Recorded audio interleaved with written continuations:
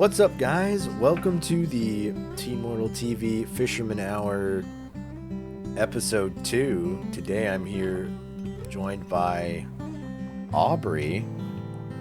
Hey Aubrey. What's hey, up? Carl. It's time to fish. Why does everything looks really weird? Is there like a strange filter in here? Yeah, there's like a Alright. almost like a Borderlands filter. Okay. Just making sure my GPU isn't like actually collapsing. No. As always, for everyone for everyone watching or everyone listening, we're gonna be fishing. We're gonna be casting reels and podcasting as well. And if you want to listen, feel free to listen on any podcasting platform of your choosing, except Apple until further notice. And Apple. If you want to watch, you can watch here on YouTube as well. So we all got Switch 2s, you and me. We got Switch 2. Yeah, and it is now what's today? The 16th. It's almost to like a whole 10 days after. What's your thoughts, man? I'm enjoying my time a lot. Yeah. With the Switch 2. Even though mostly I'm playing Switch 1 games. Yeah, I was I was telling my friend, like, it's like when I got a Wii. When I first got a Wii, I was just excited to play GameCube games on it. And that's kind of how the Switch 2 is so far. It's kind of becoming a Nintendo thing. Launch titles, either there's one good one and then everything else is just okay, or there's nothing. Yeah, which is kind of how it is right now. Yeah. There's Mario Kart World, which is great, but I need a little bit more. Donkey Kong in a month. Yeah, and they just announced today they're doing a Donkey Kong Direct. Yeah, I don't know if I'm going to watch it. I don't think I am either.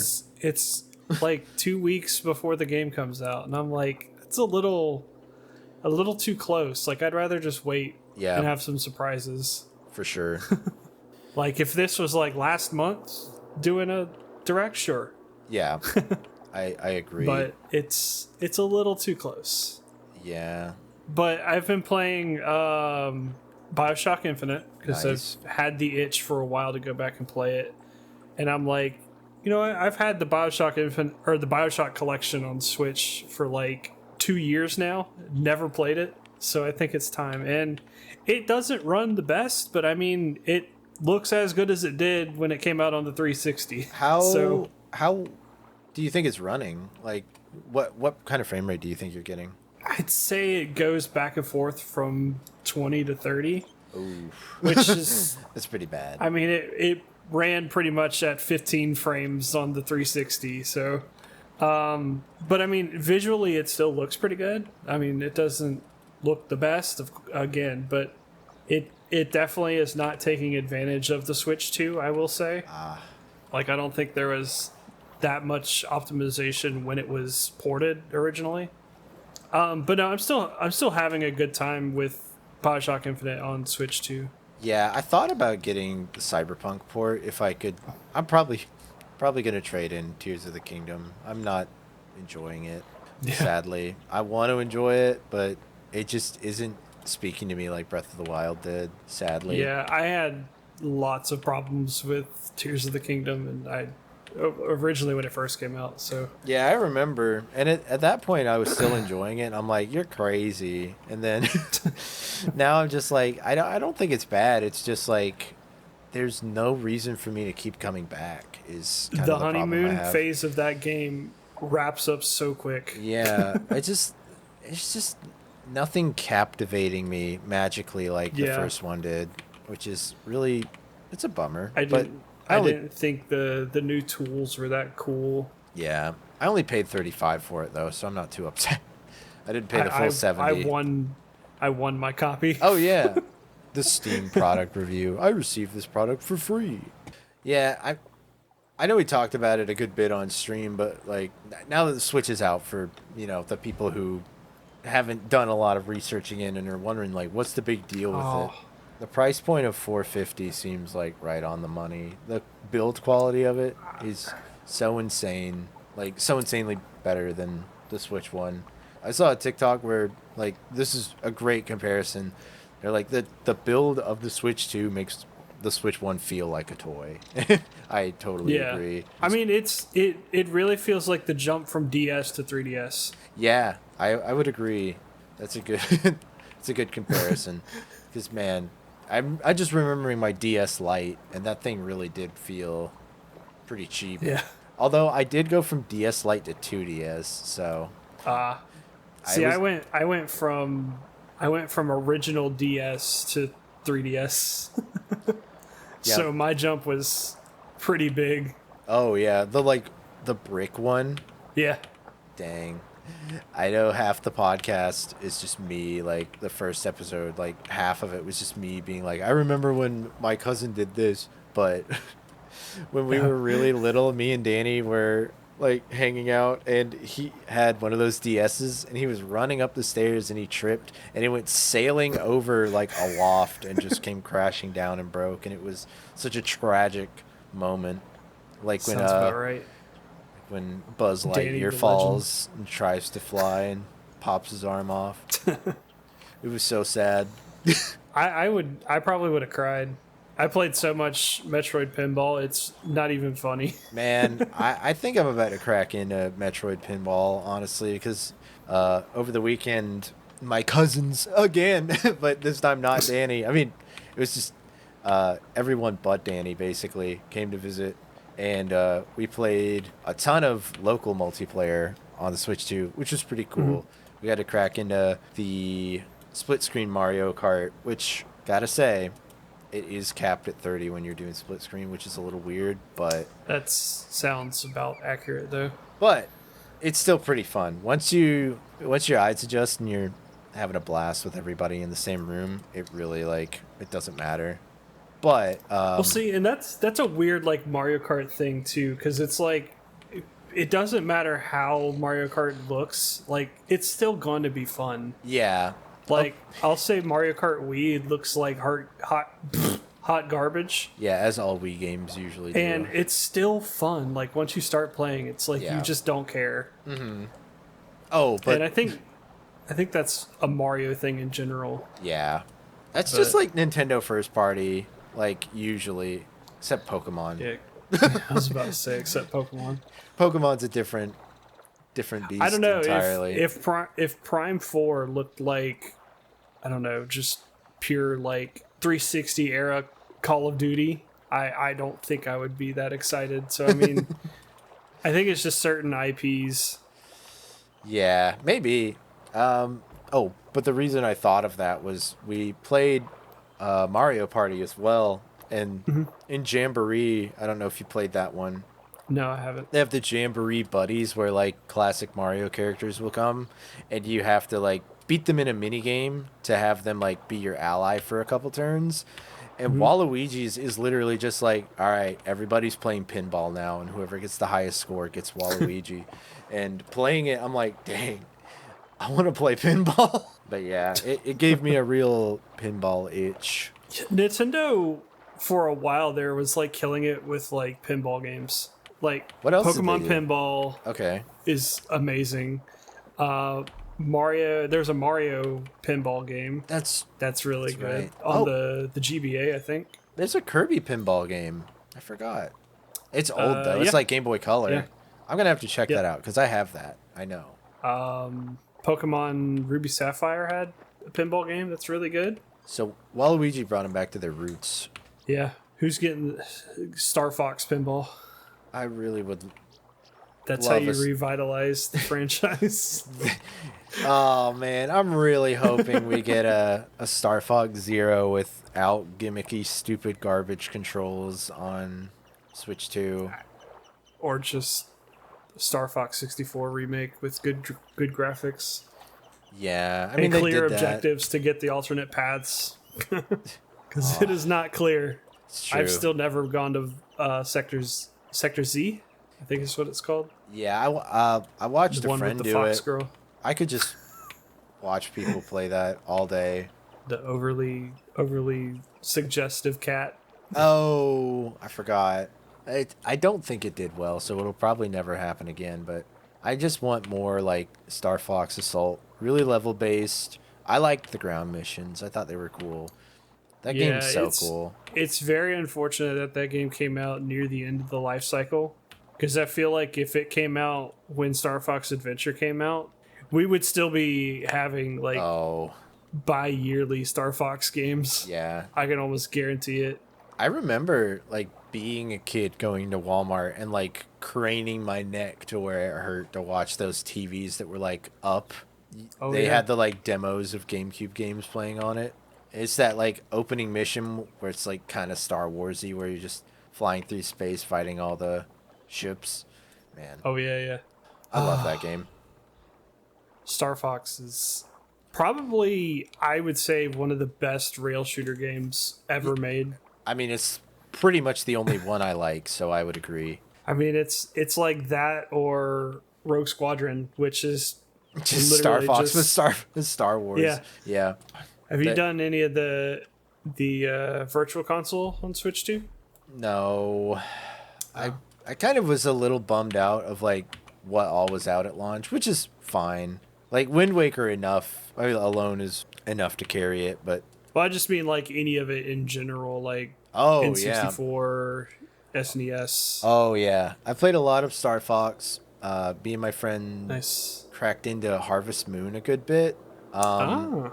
And of course that's how I played Super Metroid on stream and think Metroid Fusion. Yeah, when I was streaming those. Yeah. I On got Switch 2, I've tried F-Zero, which you've got to play F-Zero. the through GameCube one or the new? Yeah, oh, the okay. GameCube one. I know I've played the It- N64 one on there, but It runs so good. okay, cool. I've been on a bit of a racing game kick lately, so that might be a fun thing to try.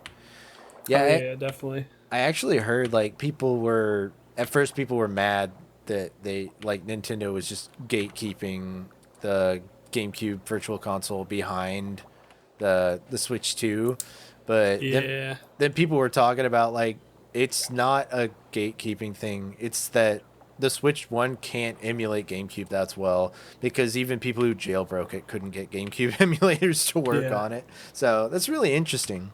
I would say the gatekeeping part is it being behind the expansion pack Yeah. for Nintendo Online. But what I would still keep it at like the expansion pack, but maybe move Genesis and N64 off expansion pack. Yeah, maybe in like a year, be like, this is now free and GameCube. Yeah. And I think eventually, either mid console life or tail end, they're probably going to throw Wii in there. Because the Mario All-Star has already proved like they can emulate Wii fine with Mario Yeah. Galaxy. So I think Wii Virtual Console will end up in there eventually. It's kind of the only other place to go. I just think of like the heavy motion controlled games, Yeah. and it's like if you're advertising the Switch as more of a handheld than a console, it becomes a little more difficult to do the motion control stuff. Yeah, it works fine with the Mario Galaxy, but Yeah. or maybe they could even advertise it's like instead of doing motion, now you can do the mouse. Yeah. That's true. Yeah. I didn't think of that. I also heard leaks or rumors that they're trying to like patent like an accessory that's like a double attachment screen that goes on top, which means they might end up doing DS Virtual Console. Yeah. I don't know how I'd feel about that necessarily, but To me, I don't think there's enough regular DS games to warrant going on there. yeah. I would say if you would do a 3DS, absolutely. yeah. Because 3DS library is insane. But I'll- regular DS, you just got like Mario Bros. DS, Pokemon games, and that's about it. The sequel to, or the third game of, I can't think, Golden Sun, Oh, and I don't then know. the sequel to Tactics Advance. Like that's the regular DS life cycle. Other than the Kirby games. Yeah, because that's arguably the golden era of Kirby. Yeah. But still, that's 2 games. Yeah. I would be. So it's like maybe if they combine DS and 3DS, because 3DS you have like Mario Land, you've got, as much as people don't like it, you've got Federation Force. Oh yeah, which is baked in online through the Switch. Yeah. Pretty cool. Triforce Heroes, is that the Zelda one? Yep, Triforce Heroes. There's actually some great Zelda on the 3DS. You got A Link Between Worlds. Yep, Link Between Worlds. DS, you have Phantom Hourglass. And the other one that people don't like as much. Spirit Tracks. Yeah. They could port the Tingle game. Oh, that would make it all worth it. You got Super Princess Peach. That's pretty cool. Yeah, maybe there's more regular DS games that are good. I was telling you a little bit before we started about the GameCube Online. Oh dear. For the Switch. So I was watching Maximilian like test it out for the first time, and he's like, "Okay, let's see how this runs." And he's playing it like normal, no online. It looks great, runs really good, like almost as good as getting it to run on Dolphin. And then he's like, "Okay, let's try the online." What you have to do, there's no actual like Soul Calibur online. It's the Switch to GameCube emulation app that has an online feature. So what you're doing is you're share screening basically the game to other people. Okay. And Soul Calibur 2 is a 2-player game. You can have 4 people in your lobby for some reason. And as a streamer, when he was like, "Okay, I'm gonna give this guy the code and have him join," while you're playing the game, it displays the code on the screen. Boy. That's not good. So there is almost no way to play it online if you're like a content creator. Gotcha. Dang, that's really crazy. Yeah. And it has an input cap. Like, so while he was playing, the other people were pressing buttons, like while 2 people were fighting, and causing the game to just lag. Dang. Like, it was very bizarre. Like, that's gonna have to be figured out. It's always been a Nintendo thing where they just cannot get online to work. Yeah, I mean, like I feel like I was shocked at how stable Mario Kart was. I know you got disconnected a bit, but like everything else was working pretty all right, and like the game chat pretty good. That's interesting. So they haven't found a workaround for the GameCube emulation, because that's exactly how Dolphin does it. Because I used to play online with people. We would play Mario Kart or Mario Party, and we tried to play Mario Golf, and it's the exact same process. Yeah. That's really weird. And it sucks. I just don't know. Like, Nintendo's big thing is like they're trying to keep younger people safe. Yeah. And like, to an extent, Nintendo is like, okay, but how can they also not have fun while trying to play with their friends? Yeah, it's weird because it's just like, from what I hear, like a lot of their business decisions are also like very culturally informed in Japan. Yeah. And like it's just a different ball game over there, what they care about in the industry versus what we care about, of course. Yeah. And for sure. Like that's why the whole like, I can't remember what, I think it was the new 2DS didn't come with a charger, because all the new 3DSs do not come with chargers. Yeah, because they're like, we don't trade games over here. You already have one. And it's like, it's just so weird over here to even think that could be a business decision. Yeah. But like over there, it does make sense. Like a lot of their online decisions, I think, are informed that way as well. They're just like, we don't care.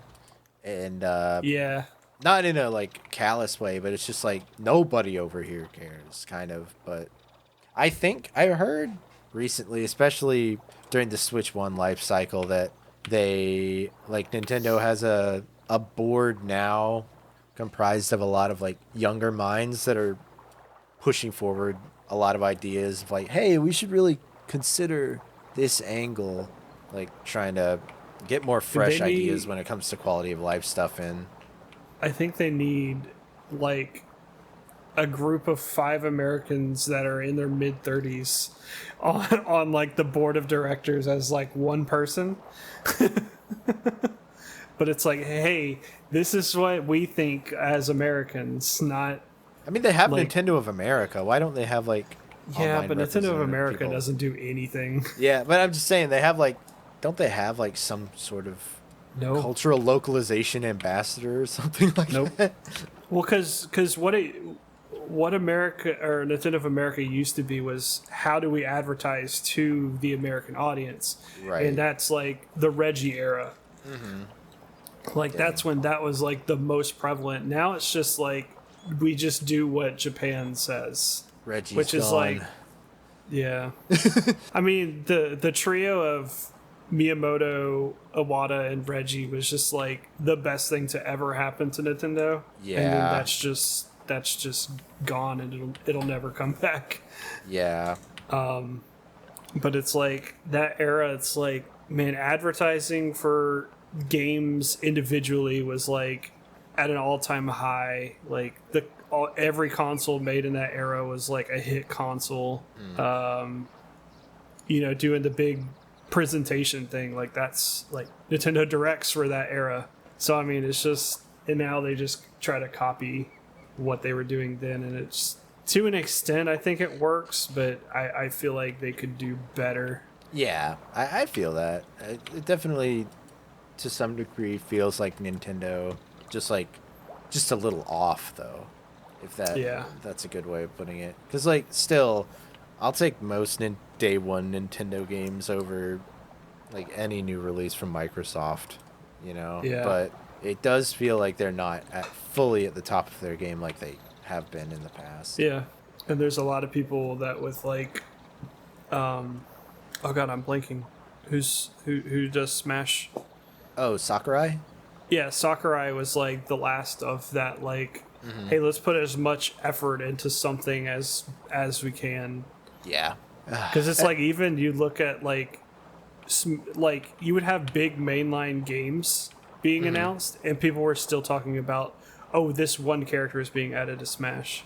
Which, I mean, some of them were a big deal, but it's still like, I don't know, it's, back then it used to be just, there'd be a direct, and it's just like, people would be talking about every single thing on the direct.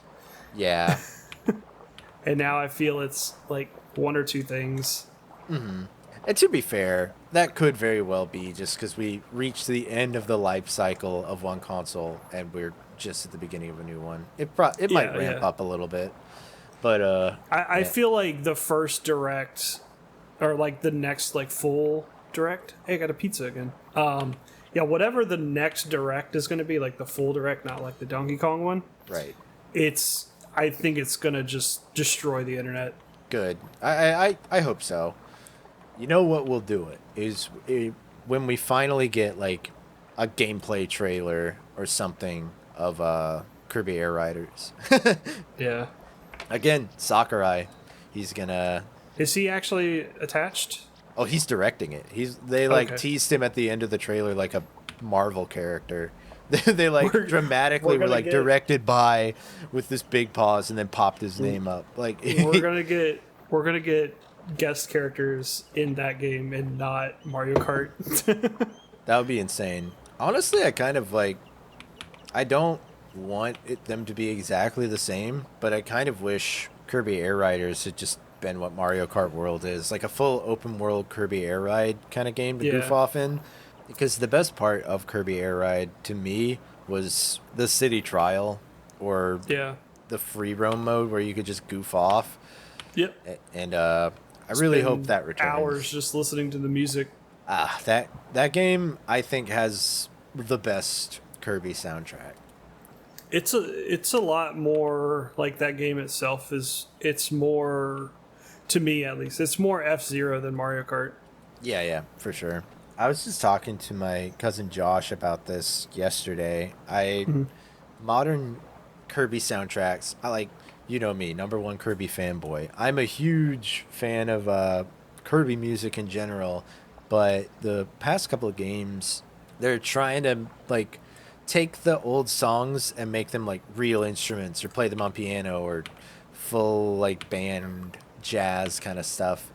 And Yeah. I think it's getting away from like what made it cool on the GBA, where it did sound like these strange little experimental tracks. And in Air Ride, it actually still has like drum machines and synthesizers as well as Gotcha. real instruments. Yeah. And I think it's the perfect blend of what like a Kirby soundtrack should be. And I wish they would kind of get back to that vibe, honestly. Yeah.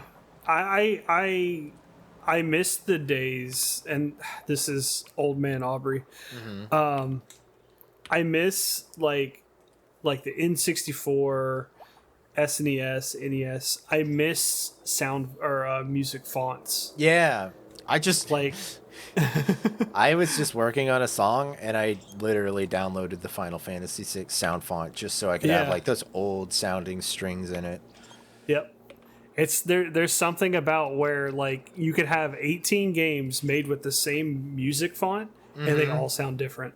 Yeah, because it truly like then was just like this is the orchestra, but like the compositions will be different. It was very nice. Yeah. Cuz it's like Ocarina of Time, Mario 64, Star Fox 64, F-Zero on 64. They're all made with the same music font. Yeah, And it's like just that alone, how wide of a range you can make your music. yeah. Also, like It's it, especially if you think about it, like aren't those all the same like composer too? Didn't Koji Kondo do all those soundtracks? I don't know if he did F-Zero. Oh. I know he did Ocarina of Time in Mario 64. He did Star Fox too. Oh, he did? Okay. Yeah. Okay. Well, Koji Kondo is just a genius. Case in point. Yeah. I do think Super Nintendo's like just sound fonts in general, I think is the most impressive.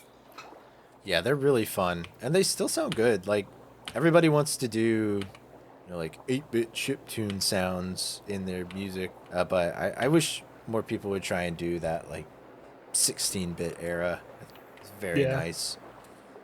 I mean, even like there were just like Super Nintendo programmers were just so good at what they do. Like anything like rare, it like does not even sound like it comes out of a Super Nintendo. Oh yeah, like the Like Donkey Killer Kong Instinct? soundtrack. Yeah, I was about to say Killer Instinct soundtrack, Oh. but yeah, Donkey Kong as well.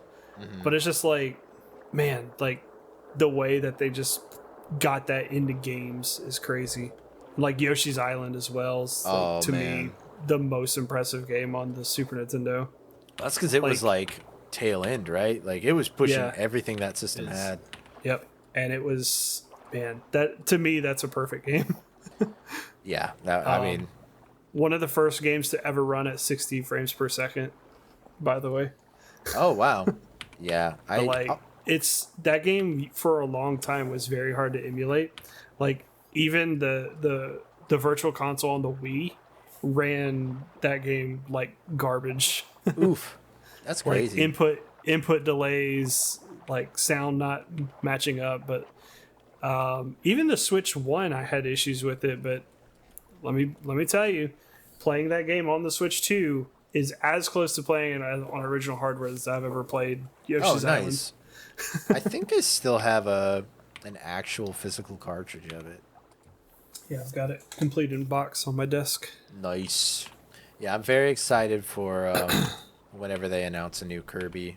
I'm curious to see what they're gonna do, if they're gonna do like Breath of the Wild and Tears of the Kingdom, and see just how good Forgotten Land did, and just be like, we're just gonna do that from now on. I think if the Forgotten Land DLC sells very well, I think the next Kirby game will be Forgotten Land 2. That'd be cool. I wouldn't But mind. I love also that game. It's a little scary too because if they're releasing DLC, then that means it might be another 2-3 years till another Kirby. Especially if Kirby Air Riders is coming out. They're like, what? We Yeah. made a Kirby game. But Yeah. it's okay. Yeah, I'm very hopeful for I guess the second half of the first year of the Switch 2. Oh, yeah. Like I mean, we're going to get like Silk the- Song. yeah. Silk Song, Metroid. There's probably going to be a Pokemon, right? Isn't that confirmed? Yeah, that's comes out in September. Nice. The ZA, the new Legends game, which I mean is not a mainline Pokemon, but It's still enough to get Pokemon fans playing it. yeah, I'm a little terrified of whatever the next Pokemon game is, Yeah. like mainline. But I mean, we're gonna see next year what Game Freak can do with a budget. So Oh yeah, are they actually gonna. given a budget this time? Oh no, they're making a game for Xbox. Oh, geez, Louise. I forgot That about that. that Secrets of the Forest or whatever it was. I forget the name. Yeah. But the trailer looked really good. So I mean, it's going to be very interesting to see what they can do when they have a full budget, and I hope that it's good. That way, Nintendo's going to be like, "Oh, dang, we need to give you all a bigger budget for a Pokemon game." That would be nice. I've Not never hold my breath, but never gotten like even a third of a way through a Pokemon game at this point. So Yeah. I'm not exactly the target audience, but I would like for Pokemon fans to have a win. yeah. I mean, it's about like getting people who aren't normally into Pokemon into Pokemon. Like, I mean, that's Yeah. the goal of a video game. It's like how many people can we bring in with this? Yeah, I think really the problem is, like we've pointed out before, is just like they make just all their money off of trading cards and plushes. So they're like, why spend money on that when we could just make more trading cards and plushes? Yeah. Which, Well, I mean, that's all Pokemon Company. Like, Nintendo's the one that pays for the video games. So, I mean, it depends on how much budget Nintendo is giving Game Freak to make a game. And Pokemon has the same thing that Spider-Man comics do. It's like, we don't boy. care what it is, how good it is, or how bad it is. It's going to make money. yeah, And that's the unfortunate, like, Pokemon reality. yeah. It basically just glorified, like, here's a game we slapped on top of you to have an ability to transfer your Pokemon to your team to whatever generation this is. Yeah. Which, I mean, it is what it is, but, Yeah. you know. I wish Nintendo would be like, okay, here's, like, the biggest budget for a Pokemon game ever. Yeah. Let's see what we can make. Yeah, Like, we could have Xenogears or Xenoblade, but Pokemon.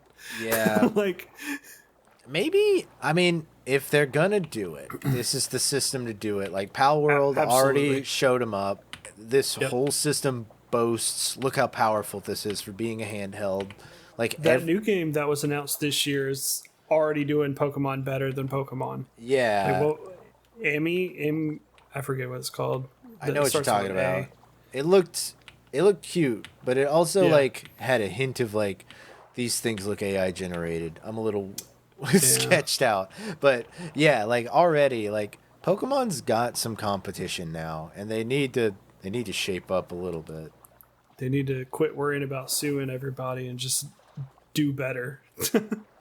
I can't remember Like- what the exact quote is, but I remember like a similar line of thought. Gabe Newell was like, if you don't want people to pirate your games, give them a service that is so convenient that they like can't refuse but to pay for it because they like it Oh, so yeah. much. And that's why Steam is the way it is. Like, if Pokemon just made a Pokemon game that's so good, people would be like, yeah, we'd love to have that.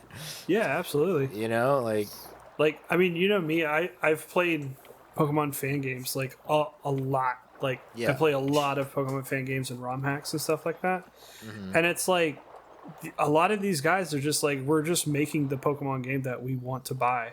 yeah. And we're giving it out for free. Like, stop wasting your time taking all of them down and just make a better Pokemon game. Yeah, like my dream Pokemon game is like you were saying, like movement, walk around, like pretty world, like Xenoblade, but I want to be able to like look in binoculars and see the Pokemon out in the wild naturally, like the way Pokemon Snap is, and I have to like think like Monster Hunter to sneak up and like touch them to start the fight, and then that Yeah. like that would be perfect. Like I want full blown like Monster Hunter world Pokemon. That would be my dream Pokemon game. Yeah. But that's never happening.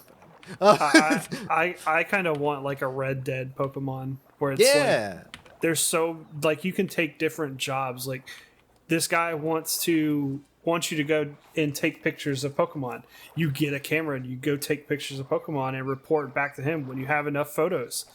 I want to Yeah. be able to like find a fisherman and go like he wants a 10-pound Magikarp. I go and fish for an hour and get a 10-pound Magikarp. Like I want stuff to do other than catching Pokemon and battling. Yeah. I also Like- don't want to listen to like 3 hours of like child dialogue Yeah. before I have to do Yeah. anything. That's something that really took me out of the last one. I just thought like Gold and Silver had the bug catching contest. Like you just go in a field and you just catch enough bugs and hope that one of the bugs that you caught is going to be the biggest bug Yeah. of everybody else. Like I want like contests. Like I don't know. Just take every aspect of every Pokemon game ever Yeah. and just put them all in one. Or just like imagine a Pokemon game with a world that's environment and ecosystem feels as alive as Breath of the Wild does. Yeah. Like that'd be awesome. Yeah. I'd love that. And I know Scarlet and Violet tried to do that, but I mean, it's still devoid of everything, like any Yeah. like soul. Like there's no soul in that game at all. It feels like an alpha like prototype of that idea. Yeah. Which, to be fair, the one that came before that felt even more like that. So maybe we are each iteration inching more and more in the right direction. Yeah.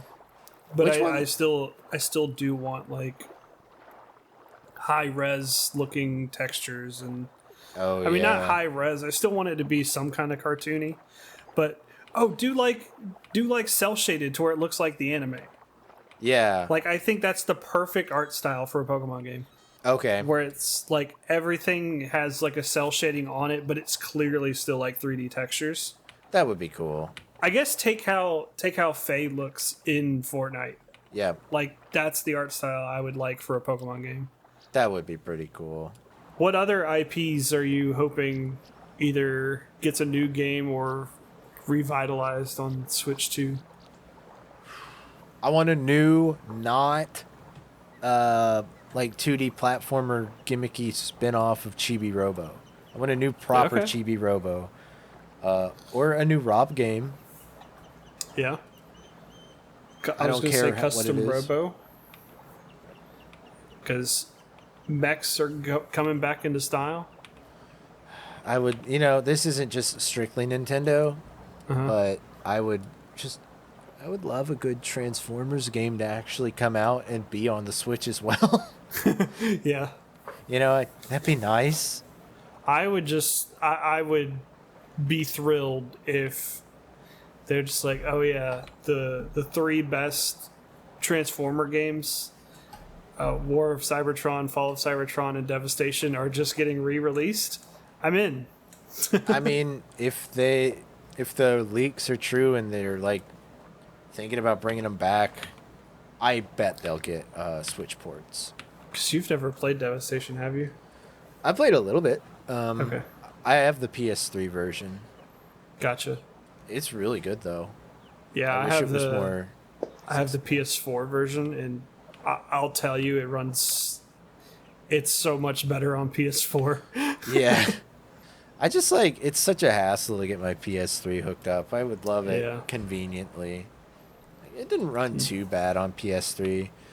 I remember looking Yeah, online. it still ran good, but I mean, it's when you look at it compared, like the textures are so much more crisp and the colors are just so much brighter on the I remember PS4. what I was reading online that made me buy it. They said just because of the way the game is, it reaches a lot of points in levels where it just hitches hard and drops frames. Oh, yeah. And then that's just not a thing at all in the PS4 Yeah. version.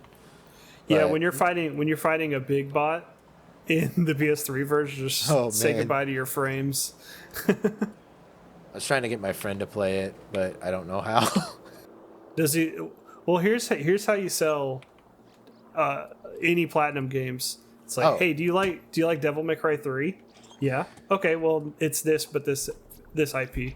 Well, see, the thing is my friend loves platinum, so I'm like, hey, man, even if you don't like Transformers, it's a platinum game. And he's like, ooh, I would like to play that, but I don't have anywhere to point him to get it, unfortunately. Yeah, without paying 60 to however much money it costs to buy a PS4 now. I'm pretty sure it's cheaper on Xbox, but or you could buy a $600 Steam key. Yeah. Yeah. To own it digitally. I'm good. If these rumors are true of these licenses to like come back and then go back to storefronts, and then just whoever's trying to sell that thing for $600 just weeps. I just can't wait till we get somebody in Congress that's a gamer. I think there is. I can't remember. Or not one like significant enough. Yeah, they were like really low level, but they were like meet the first Gen Z Congress member. Yeah, something weird like that. There's been so many like people like the Video Game History Foundation. They're like trying to get like a law passed around copyright to where like video games would be like a library. Like people would have access to these things at all times, type of thing. Is it Matt Pat trying to do that like in politics right now? Like I saw the picture. He's doing something for like YouTube about changing copyright like content laws. creators. Okay, yeah. Which I mean, if Also he's cool. successful, I mean, I don't see why he wouldn't go with like video game preservation and stuff like that.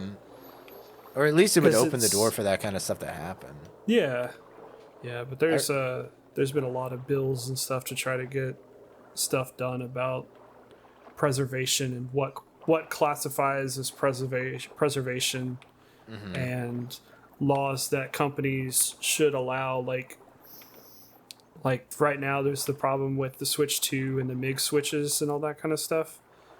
And I don't know if you know what a MIG switch is, but it's basically where you can rip your games and put them on a memory card or an SD card, and just have your games accessible on one space. Right. And then what the MIG switch allows you to switch in between games.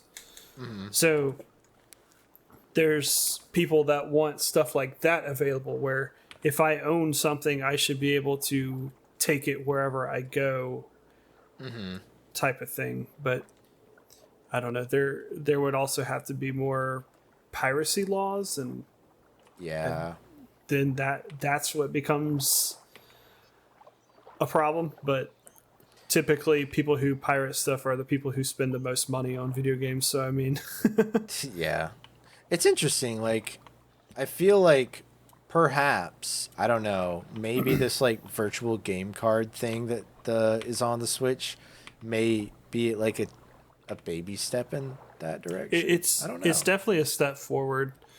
Our buddy TJ was actually talking about, because Allison plays Animal Crossing all the time. Like that's like her game. But it's, for a while there, they were running off of the same account. Like they have two Switches with the same account, because the island that she started was on his account. Now, what the issue was is that because Animal Crossing only lets you do one island and then you have to transfer it, they were having an issue where like he couldn't play his games if she wanted to play. But now with the virtual card, he was telling me it's a lot easier because she doesn't have to play it on his Switch anymore. Yeah, like he could just move the license over. Yeah. So he's like that relieved a lot of it. So I mean, I think it is more for like a family. Yeah, exactly. But still, I think it is a step. It's like, oh, because you own it, you should be able to play it in multiple places and not just one. Yeah, I kind of get it when it's like, because there's the thing where people are like, I'll just buy it once and share it with my group of 8 friends, and Yeah.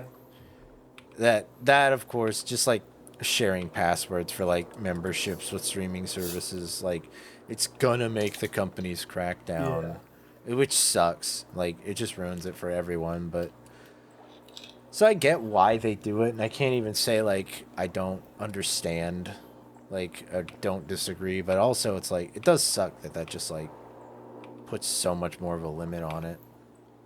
Yeah. Nintendo has the family plans for the online. Yeah. So I mean, I think the virtual cards you can only share between people that are on that. Oh. I don't think it's Maybe. you can share it with anybody. Yeah. Well, you might be able to, if I'm not mistaken, you might be able to do kind of a little system transfer of the card key, if you have 2 switches next to each other, you might be able to do it. I can't remember though. Where do you sit on the online discourse of game keys and all that kind of stuff? The cartridges. I think it's dumb. But so here's the thing. I think it's dumb that people are acting like Nintendo is the video game antichrist about it, because it's they have been doing this. Like Watch pointed out last episode, they've been doing this for PC games since as far back as you would buy Halo 1 and have to put in the CD key. Every time you buy a game, it's for a key that. And also, the only thing I understood that people were upset about is if the whole game is not on the cartridge, 50 years down the road when there is no Switch shop and I can't download stuff, these cartridges are useless. But all first-party Nintendo games pretty much are confirmed the whole game's on that cartridge. That's not going to be a problem. I just don't foresee it being a big thing, except for indie games, which will be preserved digitally elsewhere anyway, because they're going to be on a bunch of different platforms. Yeah. So I'll say I have BioShock the collection. I'm looking at it right now. It's in my hands. It says on the box, download and micro SD card required. Yeah. So on this cartridge, I have BioShock 1 and 2. Now, what happens when I put this in my Switch, it automatically, without even asking me, starts downloading BioShock Infinite. So to me, BioShock Infinite is on this cartridge, but I just have to download it. Right.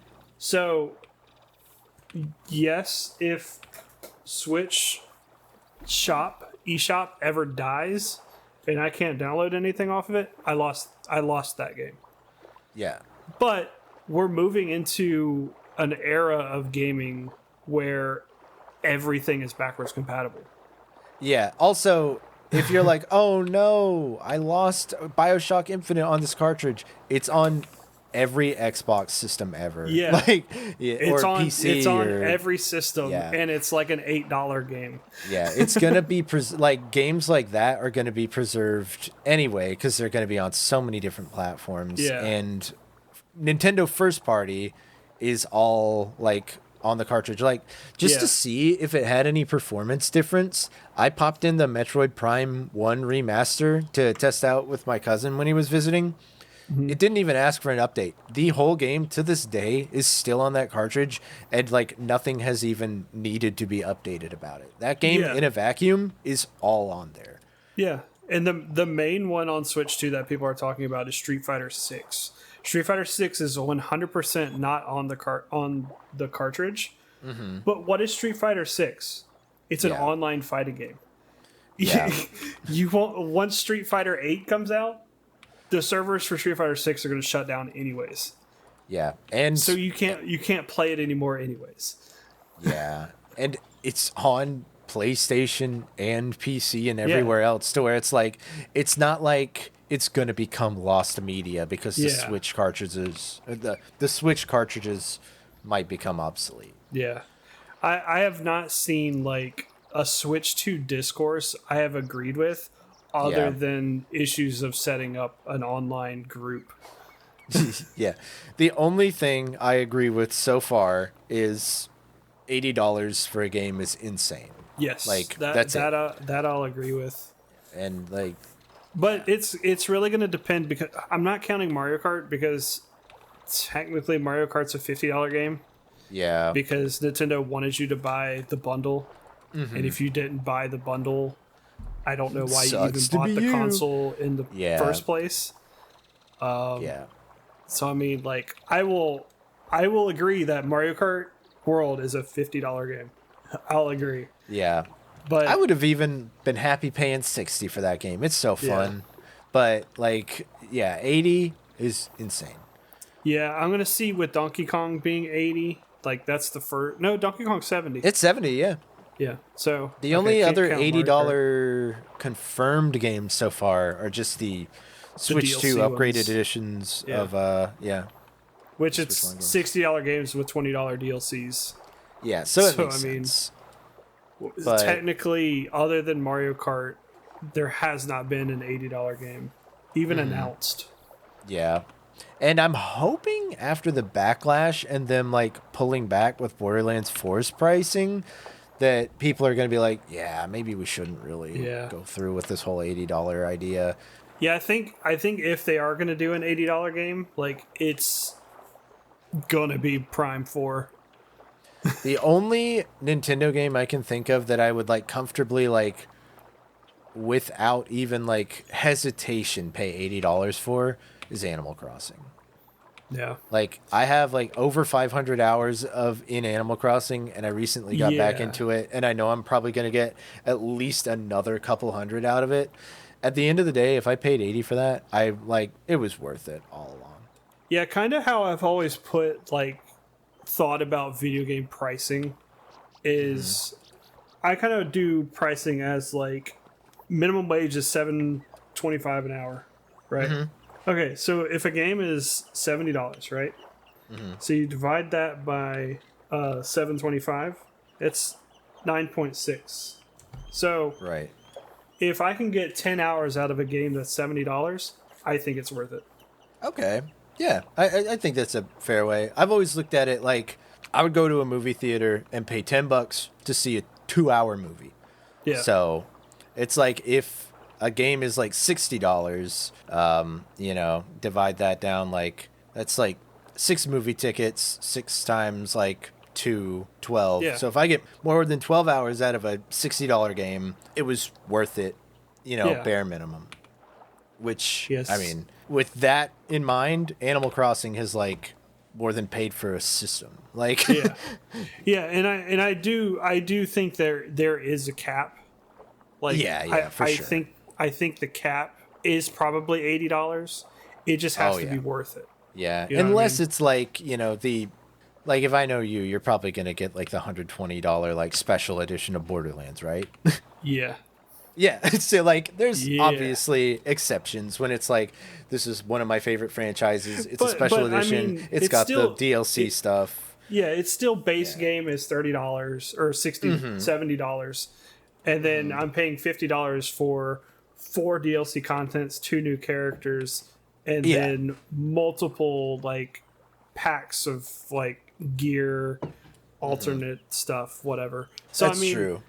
I'm getting my money's worth out of it because it's not like, oh, here's a 10-hour game for $130. It's nothing like that. What, like Call of Duty? yeah, for real. Because I wish the landscape of Call of Duty would change. Like, I think they should just have one continuous online that's free. And then, I mean, I guess that's how they view Warzone, unfortunately. But I wish they had it for the, traditional arena shooter vibe. Actual multiplayer. So then, what you're buying is whatever campaign there is, and you're buying whatever additional modes, so zombies. Yeah. So it's like that's what you're paying for, and then multiplayer should be free.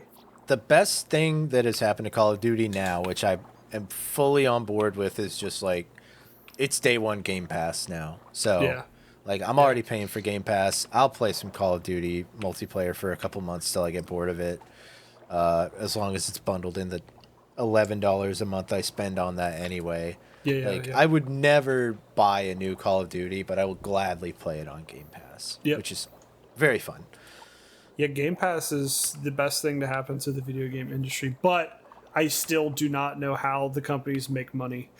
I think it's just one of those classic business models where, like, Netflix does this too. Netflix operates at a loss, like, every year, but it's considered a success because they know that they're keeping you off of their competitor's platform. Yeah. So I think that's how Microsoft works. Or Microsoft knows in order to have our Game Pass, you have to have our hardware. So they know they've got you in their pocket with either an Xbox or a PC. So you've bought a console or a two. PC, yeah. Any final Switch 2 thoughts, Aubrey? Don't buy it now. Wait like 2 or 3 months when there's a lot more games to play. Unless you really love Mario Kart. Unless you really love Mario Kart. And I didn't talk about Hyrule Warriors. So I'm going to use my final thoughts to talk about how good Hyrule Warriors Definitive Edition is on the Switch 2. Runs at 60 FPS at 120 hertz in handheld mode. It is probably the most beautiful game I have ever seen run on a Switch. The Definitive Edition has so much content. I have about 700 hours into it. Nice. And I'm not even close to being 100% done. That's cool. Have you beaten it before? I beat it when it was on the Wii U. Okay. But there was almost zero content then. Because we had the DS edition, which added 3 new chapters and adventure mode, and the Definitive Edition added 4 more chapters and even more adventure mode, which are full Legend of Zelda world maps that every single tile on the map is another level you can play. And they have certain things you have to do, like you can search on the map, like you have to get items to unlock new rewards and stuff like that. So there is endless content in that game, and I will defend it till the day I die. I saw slander of it on Twitter today, and I'm not having it. Really? Yes. That's crazy, because, like, I see that game, and I'm like, that doesn't look like it's for me, but props, because I think it's a good game. It just doesn't seem like a game that I would spend my time playing, but I can't imagine. I will say, if you ever get a chance to play it, if you do play it, I think you will see the light. Okay. But I truly can't fathom somebody hating on it. Like, I don't see anything about it that I think is, like, how can you hate that? It's my favorite Zelda game. Bold claim. Because it still has everything that makes a Zelda game in it. So That's pretty cool. It has all the gadgets that you have to use against the different bosses to weaken them to where you can damage them stronger, like a Zelda game. It has puzzles like every Zelda game. It has golden skulltulas that you use to unlock art pieces that then give you bonuses once you complete an art piece. That's cool. I didn't know it had the, like, world puzzles. That's pretty fun. World puzzles and in battle puzzles. Oh, neat. The best game on the Wii U. Yeah. And probably my number 1 Switch game. Nice. I don't even know what my contender for best Switch game. Well, Dread. Oh, jeez Louise. Dread's so good. Yeah, it's probably. I wonder, It's probably Dread then Hyrule Warriors. Have you tested Dread on the Switch 2 yet? I did a little bit in handheld mode, and I did not see that big of a difference. Okay. One thing I noticed, which I don't know if you have it, you should check out the Link's Awakening. I don't have it. Remake. Oh, I feel like it runs better. It feels like it runs at 60, and the frame dips. So I feel like on Switch 1, it ran at 30, and then when you load it into new areas, it dipped hard to like 15. Yeah. And I feel like on Switch, it feels like it runs at 60, and when you load into new areas, it dips down to like 30 at minimum, so it's barely noticeable. Because it's like when you're walking out of a building. Yeah. So it's pretty good. Yeah, see, that game has, like, I don't know how to explain it. Like, around the border of the screen is, like, this very thick, like, blurriness. Yeah. And when I was watching somebody play that game, it was giving me a headache. Like, because my eyes were just so messed up from the blurry outline. And the Echoes of Wisdom has the same, like, blurriness. And That's a shame. I don't know how to explain it, and I don't know how to explain what it does to me, but it just hurts my brain. Yeah. I know what you're talking about. I forget what it's called. It might be ambient occlusion. Yeah, because it's like it wants you to focus on the center screen, like the center of the screen, and not the whole, like, where you can see, like, I guess because everything's still tile-based, like old Zelda games, they don't want you to focus on the next tile. They want you to focus on the tile that you're in. So they put that blurriness so you don't pay attention to anything else.